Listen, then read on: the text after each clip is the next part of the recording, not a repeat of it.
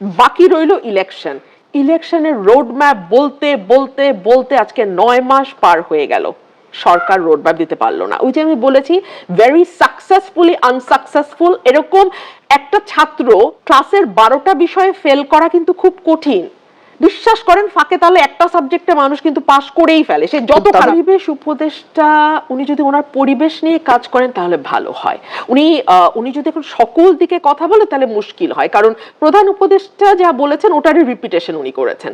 এখন এর মাঝখানে তো 6 মাস, তাই না? ওনারা যদি সাকসেসফুল হতেন, 12টা সাবজেক্টে সাকসেসফুল হওয়ার দরকার নাই, 2টা সাবজেক্টেও সাকসেসফুল হতেন, রাজনৈতিক দলগুলো কিন্তু এতটা মরিয়া হতো না। ওনারা প্রত্যেকটা সেক্টর, আপনি খালি চিন্তা করে দেখেন কোন সেক্টরটা স্যাটিসফাইড, প্রতিটা সেক্টর ডিসস্যাটিসফাইড। কিছু গ্রুপ অফ পিপল যারা দেশে এবং দেশের বাইরে ইউনূস নিজেদের হীন স্বার্থে পেট্রন করে যাচ্ছে, তাদের বাইরে এবং যারা দেশের বাইরে থাকবো তাদের কিছু যায় আসে না। বাংলাদেশে যদি আজকে একটা ম্যাসাকার হয়ে যায়, বাংলাদেশের মানুষ যদি মানে ডুবেও মরে যায়, এই লোকগুলোর কিন্তু কিছু যাবে আসবে না। তারা দূর থেকে বাংলাদেশকে অস্থিতিশীল করছে এবং ইউনূসের পেছনে থাকার ভান করছে।